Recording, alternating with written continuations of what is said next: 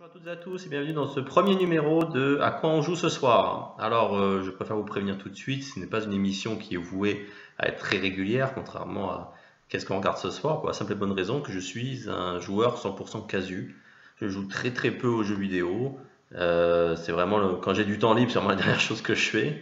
Donc, il n'y en aura vraiment que quelques-uns de temps en temps, ponctuellement. Et donc, pour ce premier numéro, pour coller à l'actualité, je vais vous parler de Life is Strange. Donc, je viens de terminer le 5e épisode, c'est une série à épisodes, un peu dans le style de Walking Dead version Telltale. Et donc, voilà, dernier épisode qui est sorti récemment. Donc j'avoue que ce jeu, je m'y suis mis vraiment un peu comme ça par hasard. J'en avais entendu parler hein, dans les différents magazines ou sites de jeux vidéo, parce que forcément c'était un peu la surprise du moment. Hein. C'est un jeu que les gens n'attendaient pas forcément, fait par un petit groupe de Français, hein, donc Cocorico. Et donc en plus l'histoire est vraiment très banale, hein. On suit une jeune fille dans son quotidien d'étudiante, mais qui va être perturbée par la découverte qu'elle a le pouvoir de remonter dans le temps, et donc du coup forcément de modifier les événements à sa convenance. Donc le début est assez classique, je dirais que dès le premier épisode, on rentre bien dans l'ambiance, c'est vrai que c'est très calme, c'est très estudiantin, mais c'est pas mal trouvé, c'est assez sympathique, c'est assez frais. Et petit à petit, au fur et à mesure qu'on avance dans l'épisode, on se rend compte qu'il y a quelque chose. Il y a des petits indices qui sont par-ci par-là. On voit des affiches qui ont collé autour de la disparition d'une certaine Rachel Amber, qui était une étudiante de l'université, enfin de l'école où se trouve l'héroïne, et qui aurait disparu du jour au lendemain. Donc au tout début, voilà, ça laisse sous-entendre qu'il se passerait peut-être des choses. Et plus on avance dans l'histoire, et plus on découvre une sorte d'histoire d'enquête un peu prenante, avec cette histoire un peu de science-fiction.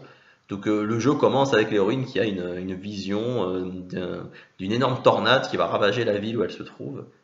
Et au fur et à mesure qu'on avance dans l'histoire, et ben, on commence un petit peu à en apprendre plus sur le mystère qui entoure la disparition de Rachel Amber et de d'autres choses qui se passent dans l'académie de Blackwell. Et franchement, je trouve que c'est très prenant, c'est très très lent. C'est très très lent. D'ailleurs, à des points, c'est vrai que l'épisode 1, j'avais beaucoup accroché. L'épisode 2, un peu moins. Parce que l'épisode 2, ça prend plus le temps de créer la dynamique entre l'héroïne Max et son ancienne meilleure amie, Chloé, qui s'était perdue de vue pendant quelques temps et qu'elle se retrouve au retour de Max dans la ville d'Arcadia Bay, où se trouve l'académie de Blackwell. Donc l'épisode 2 est un peu plus lent, mais le final épisode 2 relançait bien l'intérêt avec une scène voilà, très tendue où c'est vrai que jusqu'ici on avait pris l'habitude d'être un peu porté par les événements et dire c'est pas grave si je fais une bêtise, de toute façon au pire je remonte le temps pour l'arrêter. Et l'épisode 2 avait eu la très bonne idée de se terminer sur une scène où le pouvoir de l'héroïne ne marche plus pendant un temps. Et en gros, ben là si tu te foires là, ben ça va impacter tout le reste du jeu. Et ça aussi, j'avoue que c'est un truc que j'ai beaucoup aimé dans Life is Strange. Par exemple, Walking Dead, ils disent toujours, c'était le truc de dire, faites attention à vos choix, selon ce que vous faites avec les autres, ça va avoir des répercussions. J'ai pas fait la saison 1 en entier, je me suis arrêté au début de l'épisode 4, que j'accrochais moins.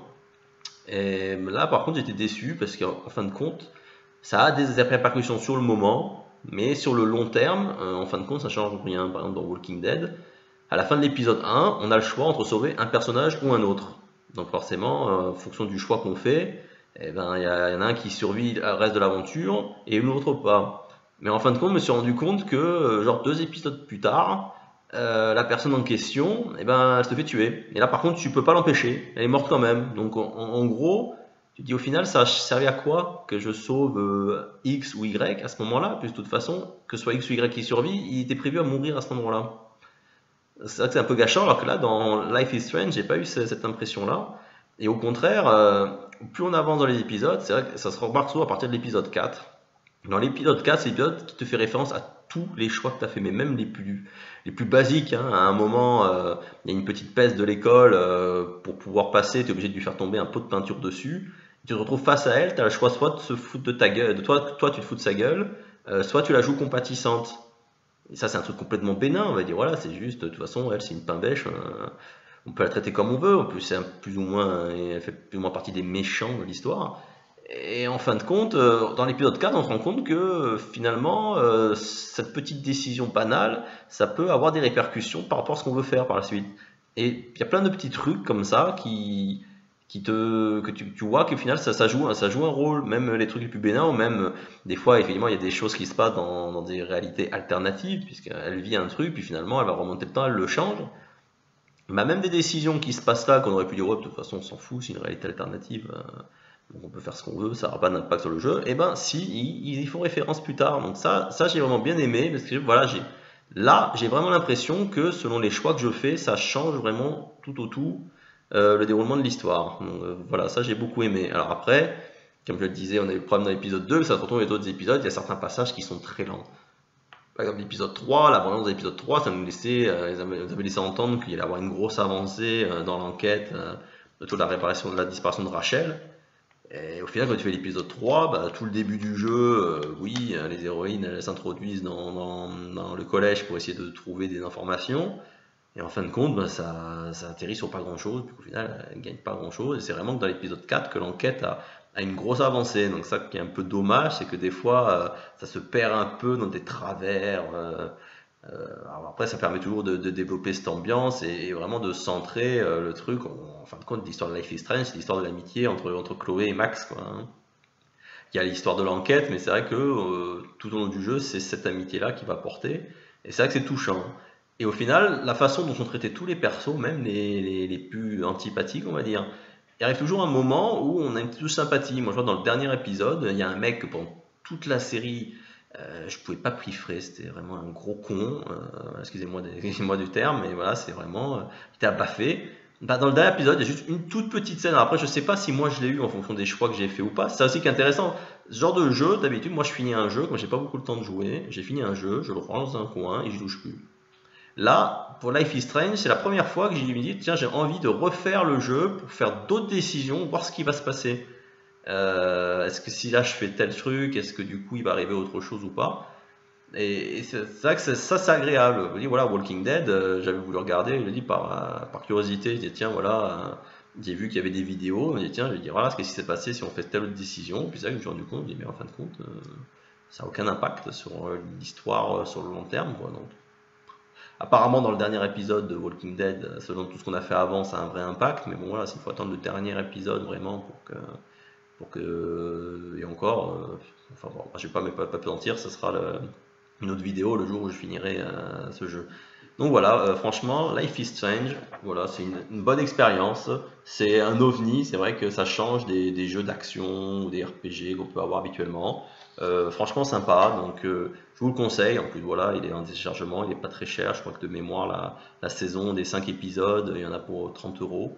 Donc voilà, 30 €. Chaque épisode peut durer entre 3 et 5 heures selon les jeux. Donc voilà, ça fait quand même un jeu à minimum 15 heures de jeu. Donc franchement, c'est une bonne durée de vie. En plus, je vous dis, avec une refaisabilité assez intéressante. Donc voilà, pour ce Life is Strange, je lui mettrai un solide 8. Parce que voilà, c'est une bonne surprise. Par contre, voilà, faut aimer un peu cette ambiance étudiante. Un peu optimiste. Après, voilà, bon, ça reste l'ambiance des lycées à l'américaine, hein, mais moi, franchement, j'ai bien accroché, j'ai bien aimé. C'est vrai que là, à chaque fois qu'un nouvel épisode sortait, bon, moi j'ai attendu un peu hein, pour me mettre, je me suis fait les trois premiers étaient déjà sortis. Là, j'avoue que les trois, je les ai mangés, quoi. J'ai fait le premier dans un après-midi. Je l'ai fini et après dans la soirée je me suis enchaîné les épisodes 2 et 3, je me suis couché à pas d'heure. Quand l'épisode 4 est sorti, je téléchargé direct et pareil, je l'ai fait d'une traite dans la soirée. Et là, bah, l'épisode 5 il est sorti la veille, à un moment où je fais cette vidéo, et j'y ai joué toute la soirée et je suis allé me coucher qu'une fois que j'ai fini le jeu, quoi. Donc franchement, très prenant, très sympathique. En plus, c'est bien fait pour un petit studio qui s'appelle Dontnod. Je crois que c'est leur premier jeu, ou si c'est pas leur premier jeu, c'est peut-être leur premier de cette importance. Bah, pour une première fois, moi je dis chapeau les gars, c'est vraiment du très bon boulot. Voilà, donc je vous le conseille, il est disponible sur PS4, Xbox et PC, il me semble. Donc voilà, je vous le conseille. Life is Strange, je le remonte une dernière fois, donc je trouve que c'est très joli, c'est très sympathique, j'aime bien le visuel. Voilà, bah, j'espère que ça vous aura donné envie de découvrir ce jeu, et je vous dis à bientôt peut-être pour un prochain numéro de À quoi on joue ce soir.